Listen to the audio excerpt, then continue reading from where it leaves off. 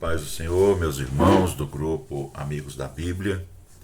Hoje é o dia 31 do nosso desafio da leitura do Novo Testamento em 90 dias. E hoje vamos começar os comentários sobre o Evangelho escrito por João. Hoje vamos ter aqui algumas notas introdutórias e depois passarmos para os capítulos 1, 2 e 3. Então o vídeo hoje vai ficar um pouco mais extenso. Vamos começar aqui pelas notas introdutórias, falando sobre o tema do Evangelho de João. O versículo-chave para nós entendermos o Evangelho de João está no capítulo 20, versículo 30 e 31, onde lá vai mostrar para a gente que o tema do Evangelho de João é Jesus Cristo, o Divino Filho de Deus. Aqui também vamos falar um pouquinho sobre a comparação do Evangelho de João com os outros evangelhos. Os 3 primeiros evangelhos são chamados evangelhos sinóticos, denominação oriunda da palavra grega que significa visão em conjunto ou ver junto. Mateus, Marcos e Lucas veem a vida de Cristo de forma semelhante, cada um com sua ênfase. Mateus retrata Cristo como rei dos judeus, Marcos apresenta Cristo como servo e escreve para os romanos, Lucas vê Cristo como filho do homem e escreve para os gregos. João apresenta Cristo como filho de Deus e escreve para o mundo todo. Enquanto os 3 primeiros evangelhos lidam principalmente com os eventos da vida de Cristo, João trata do sentido espiritual desses eventos. Ele se aprofunda e apresenta verdades não enfatizadas nos outros evangelhos. Por exemplo, os 4 evangelhos relatam o caso da alimentação das 5.000 pessoas, mas apenas João apresenta o grande sermão a respeito do pão da vida. Está lá em João capítulo 6. Que vai explicar justamente esse milagre da alimentação das 5.000 pessoas. Por isso, João usa a palavra sinais em vez de milagres, pois sinal é um milagre que traz uma mensagem subjacente. As palavras-chave do Evangelho de João, a gente pode observar pela repetição das palavras: vida, crer, luz e trevas, verdade, testificar, mundo, glória, receber, Pai, vinda, eterno. Essas são as principais palavras, do Evangelho ou enfatizadas no Evangelho de João. Essas palavras-chave, na verdade, elas resumem a mensagem do Evangelho de João. Ainda aqui falando sobre as notas introdutórias, nós temos aqui a ênfase da pessoa de Cristo e suas obras no Evangelho de João. João relata diversos sermões em que Cristo fala de si mesmo e de sua missão. Vamos observar também as 7 afirmações de Cristo, quando ele diz, eu sou. Ele diz, eu sou o pão da vida, capítulo 6, versículo 35 e 41, versículo 48 e o 51 também. Eu sou a luz do mundo, capítulo 8, versículo 12, capítulo 9, versículo 5. Eu sou a porta das ovelhas, capítulo 10, versículo 11 e 14. Eu sou a ressurreição e a vida, capítulo 11, versículo 25. Eu sou o caminho e a verdade e a vida, capítulo 14, versículo 6. Eu sou a videira verdadeira, capítulo 15, versículo 1 e 5. Claro que essas afirmações falam de sua divindade, pois o nome de Deus é Eu Sou, Êxodo capítulo 3, versículo 14. Então, resumindo, quando Jesus usa a expressão Eu Sou, ele está declarando a sua divindade. Os sinais no Evangelho de João. João selecionou 7 dos muitos milagres que Cristo fez a fim de provar a divindade dele. No capítulo 21, ele apresenta 8 que foram realizados apenas para os discípulos e formam o pós-lúdio do Evangelho. João apresenta esses 7 sinais em uma ordem específica. Veja capítulo 4, versículo 54, quando ele diz: foi este o segundo sinal. E forma um quadro de salvação. Os 3 primeiros sinais mostram como a salvação vem para o pecador. A água em vinho, a salvação pela palavra. Filho do oficial do rei, a salvação pela fé. A cura do paralítico, a salvação pela graça. Os últimos 4 sinais mostram o efeito da salvação no crente. A alimentação de 5.000, a salvação traz satisfação. Apaziguamento da tempestade, a salvação traz paz. A cura do cego, a salvação traz luz. Ressurreição de Lázaro, a salvação traz vida. Então João associa os milagres com a obra da salvação. Ele aproveita, os relatos dos milagres para associá-los com as obras que Deus realiza quando somos salvos. Claro que cada milagre vai revelar a divindade de Jesus Cristo, mas tem esse propósito de fazer uma associação com a obra da salvação. A fé e também a descrença relatada no Evangelho de João. No Evangelho de João, um tema maior é um conflito entre fé e a falta de fé. João inicia com a rejeição por parte de Israel, capítulo 1, versículo 11, que por fim vai culminar com a crucificação. Então agora vamos para os comentários dos 3 primeiros capítulos do Evangelho de João. Capítulo 1 do Evangelho de João, a gente vai começar aqui falando, como a gente já falou anteriormente, que o tema do Evangelho de João é que Jesus é o Filho de Deus. Capítulo 20, versículo 30 e 31. E nesse primeiro capítulo ele prova essa afirmação de Cristo. O nome de Cristo prova que ele é Filho de Deus. Ele é a palavra. Capítulo 1, versículo 1 até o 3 e o versículo 14. Cristo revela a mente e o coração de Deus para os homens, da mesma forma que nossas palavras revelam o nosso coração e nossa mente.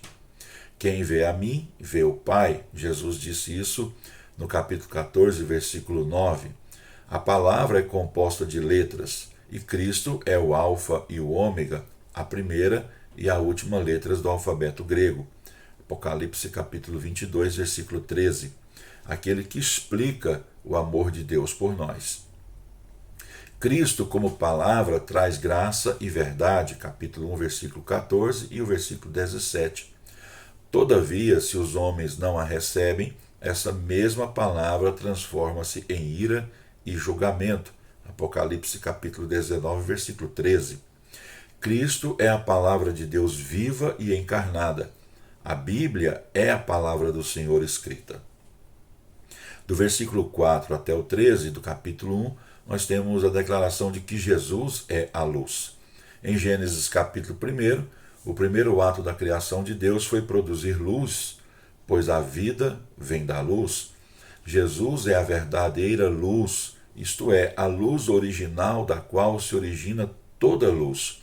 No Evangelho de João, vemos o conflito entre a luz, Deus, a vida eterna, e as trevas, Satanás e a morte eterna. João capítulo 1, versículo 5 indica isso. A luz resplandece, ela se fez presente nas trevas, e as trevas não conseguem extingui-la ou prendê-la. Há aqui uma tradução literal desse texto de João capítulo 1, versículo 5. Jesus é o Filho de Deus, capítulo 1, versículo 15 ao 18, versículo 30 ao 34 e o versículo 49. Essa afirmação deu origem à perseguição de Cristo pelos judeus, capítulo 10, versículo 30 até o 36. No Evangelho de João, observe as 7 pessoas que chamam Cristo de Filho de Deus. João Batista, capítulo 1, versículo 34, Natanael, capítulo 1, versículo 49, Pedro, capítulo 6, versículo 69, o cego curado, capítulo 9, versículo 35 até o 38, Marta, capítulo 11, versículo 27, Tomé, capítulo 20, versículo 28, e o apóstolo João, capítulo 20, versículo 30 e 31. O pecador que não crê que Jesus é Filho de Deus não pode ser salvo, de acordo com João, capítulo 8, versículo 24. Jesus é o Cristo, capítulo 1, versículo 19 até o 28 e 35 até o 42. A palavra Cristo é uma palavra grega, que é a tradução da palavra Messias, que por sua vez, tanto Cristo, que é uma palavra grega, quanto Messias, que é uma palavra hebraica, significam o ungido. Então, quando a gente se refere a Jesus como o Cristo, a gente está chamando ele de o ungido. Jesus é o Cordeiro de Deus, João capítulo 1, versículo 29 e o capítulo 35, e o versículo 35 e o 36. O anúncio de João responde à pergunta de Isaac: onde está o Cordeiro para o holocausto? Gênesis capítulo 22 e versículo 7. João Batista apresenta Jesus como o Cordeiro de Deus que tira o pecado do mundo. Jesus é o Rei de Israel, capítulo 1, versículo 43 até o 49. O povo de Israel estava cansado de estar sob um jugo de um governo estrangeiro e na época de Jesus era o governo romano. Então Jesus veio e se apresentou como Rei de Israel. Naquele momento, era no sentido espiritual, trazer o reino de Deus aos corações dos homens, mas haverá um dia em que a nação de Israel, num conjunto, nacionalmente falando, reconhecerá Jesus como seu rei, como seu Messias. Ele é o Filho do Homem, capítulo 1, versículos 50 ao 51. Esse título, ele mostra que Jesus é ser humano, mas ele também tem uma ênfase messiânica e divina. Porque é o cumprimento da profecia de Daniel capítulo 7, versículos 13 e 14. As obras de Cristo provam que Jesus é o Filho de Deus. Ele criou o mundo, está lá no o capítulo 1, do versículo 1 até o 4. Ele dá salvação aos homens, capítulo 1, versículo 9 ao 13. Ele revela Deus, capítulo 1, versículo 15 ao 18. Ele quem batiza com o Espírito Santo, capítulo 1, versículo 33. Ele conhece intimamente os homens, capítulo 1, versículo 42, 47 e 48. Ele perdoa pecados, capítulo 1, versículo 29. Ele abre o caminho para o céu e ele próprio é o caminho para o céu, capítulo 1, versículos 50 e 51.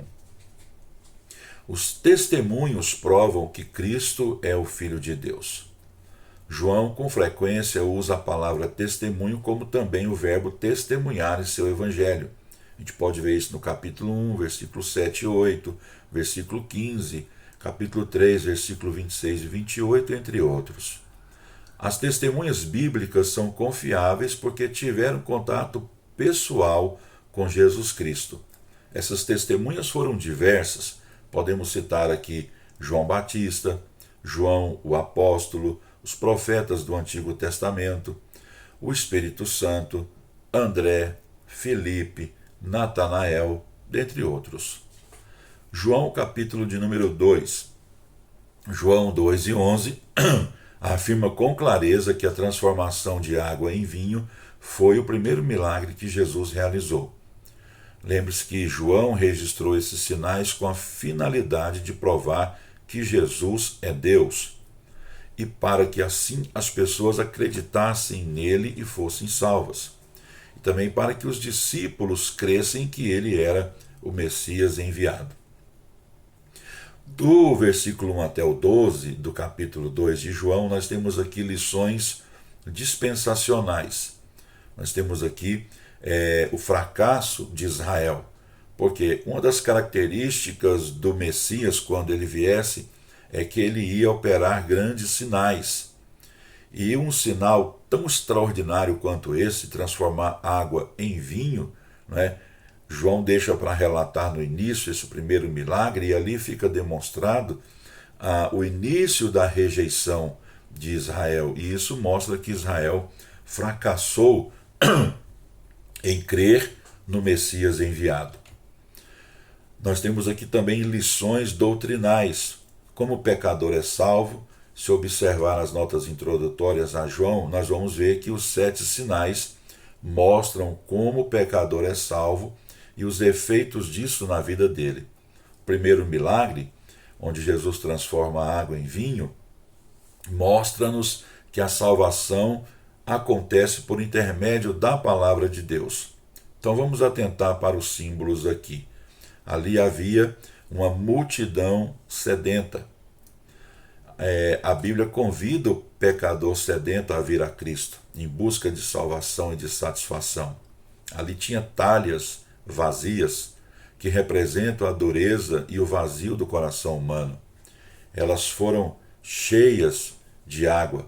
Então a Bíblia, quando fala disso, está apontando para a lavagem, né, necessária, que é a palavra de Deus, que é a única poderosa para limpar toda a sujeira do pecador. Água transformada em vinho, né, fala que Jesus é poderoso, através da salvação que ele traz, tirar toda a tristeza e trazer a alegria. O vinho, dentro do simbolismo bíblico, é símbolo de alegria.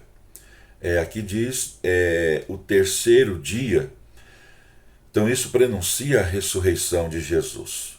Jesus ressuscitou dos mortos ao terceiro dia e ascendeu aos céus para prover para o homem salvação. O início dos milagres. Então a salvação é o início dos milagres que Deus vai trazer sobre a vida do ser humano. Então nós temos aqui lições práticas de como servir a Cristo. Todos os que servem a Cristo deviam atentar para as palavras de Maria, lá do capítulo 2, versículo 5. Fazei tudo o que ele vos disser. Então nós devemos obedecer a Cristo e levar a palavra do Senhor aos homens se quisermos vê-los salvos. Os servos sabiam de onde vinha o vinho, mas as pessoas importantes da festa não sabiam. A pessoa aprende os segredos de Cristo quando serve a Cristo. João capítulo 3. Esse capítulo trata do novo nascimento. Vai falar sobre a necessidade de nascer de novo. Capítulo 3, versículo 1 até o 58. E o versículo 3 tem uma ênfase sobre é necessário ver ou vivenciar o reino de Deus. Nicodemos era um dos principais mestres dos judeus, contudo, não entendia a verdade a respeito do novo nascimento. Nicodemos confundiu o espiritual com o físico, versículo 4. Ele pensava em termos de nascimento físico e Cristo falava de nascimento espiritual. Todos nós nascemos em pecado. Nosso primeiro nascimento nos fez filhos de Adão, e isso significa que somos filhos da ira e da desobediência. Para que possa mudar a natureza antiga, é necessário receber uma nova natureza de Deus. Versículo 5 vai enfatizar sobre é necessário entrar no reino de Deus. Jesus não se referia a um reino terreno e político com o termo reino de Deus. Ele se referia ao reino de Deus dentro dos corações dos homens. Porque o que adianta vivenciar um reino externo se esse reino não faz parte, do nosso interior? E nesse momento Jesus veio, quando ele conversava ali com Nicodemos, para trazer o reino de Deus aos corações dos homens. O versículo 6 até o 13, nós temos aqui a natureza do novo nascimento. O novo nascimento é um nascimento espiritual, versículos 6 e 7. Ele é um nascimento que acontece de forma misteriosa, versículo 8 até o 10, porque ninguém pode explicar a obra do Espírito. Ele é um nascimento real. Mesmo não podendo explicar como isso acontece de fato, temos que entender que isso é real. Versículo 11, 12 e 13. O novo nascimento não é uma fantasia, é uma realidade, e isso pode-se perceber pelas mudanças que acontecem na vida das pessoas que o reino de Deus entra no coração dessas pessoas. Do versículo 14 até o 21 do capítulo 3, nós temos aqui o fundamento para o novo nascimento. 14 até o 17, os versículos 14 até o 17 do capítulo 3, mostra que para que haja um novo nascimento dentro dos nossos corações, Cristo teve de morrer. O versículo 18 até o 21 fala sobre os pecadores têm que crer.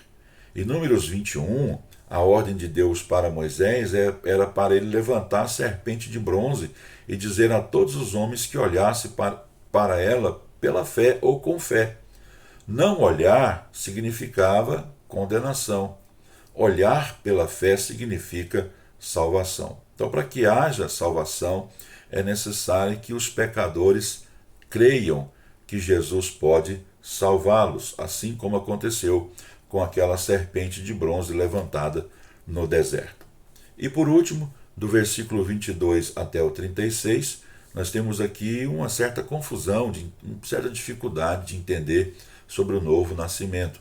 O versículo 25 declara: Ora, entre os discípulos de João e um judeu, suscitou-se uma contenda com respeito à purificação. Essa purificação que está ligada com a questão do novo nascimento. Esse judeu, alguns pensam que pode ser Nicodemos. A Bíblia não afirma, é o pensamento de alguns. Esse judeu estava confuso em relação ao batismo e às cerimônias, porque talvez confundia essas duas coisas com o novo nascimento.